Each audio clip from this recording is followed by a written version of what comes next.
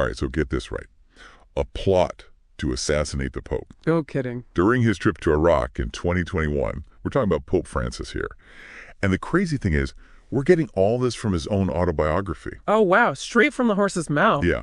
Like firsthand account stuff. This wasn't just some news report, He's laying it all out there. So what's the story here? Well, you got to remember, this was a big deal. First time a pope's ever set foot in Iraq. Place was, well, kind of a mess. Yeah, real volatile back then. Totally. Still dealing with tons of sectarian violence, and the Christian community there shrinking fast. Makes sense with everything going on. Right. So this whole visit, super symbolic, super risky, and then bam, this assassination plot pops up. Talk about high stakes. No kidding. So that's what we're going to dive into today. The details, the context, the whole 9 yards. Sounds like a wild ride. Let's do it. So let's paint a picture of Iraq back in 2021. What was the security situation like? I mean, it was a powder keg. You had the rise of ISIS. They were causing chaos left and right. Right, targeting everyone. Especially religious minorities. Christians, Yazidis, anyone who didn't fit their narrow worldview. Absolutely. And the Christian community in Iraq, they'd already been through so much. Decades of persecution, dwindling numbers. Yeah, it was a tough time to be a Christian in Iraq. So when the Pope announced he was coming, it was huge. Yeah, a real sign of hope. Absolutely. It showed solidarity, like the world hadn't forgotten them.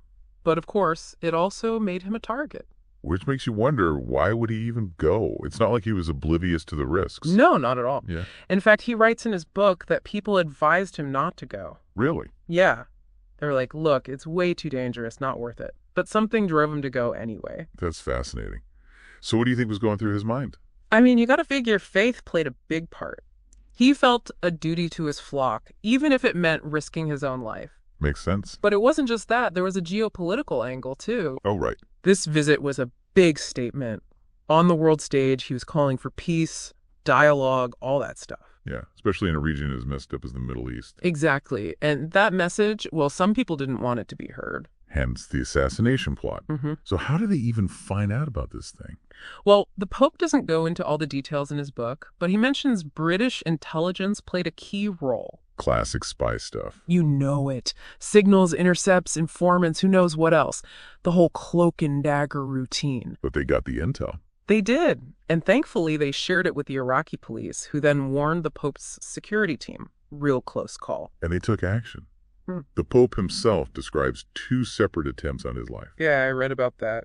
Chilling stuff. One involved a woman with explosives in Mosul, supposed to detonate near him during his visit. Oh. And then there was this van, packed with explosives, aimed at his motorcade. That's intense. So what happened to these people, the would-be assassins? Well, the Pope asked his security chief that very question. What happened to them? The answer, simple. They are no more. Whoa. Just like that. No trial, no explanation, just gone. I mean, you got to imagine the pressure they were under, protecting the Pope in that environment. Yeah, talk about a high-stress job. Yeah. But it raises some tough questions, doesn't it? Absolutely. Like, where do you draw the line? When is lethal force justified? Right. And what about collateral damage, due process? These are thorny issues. No easy answers.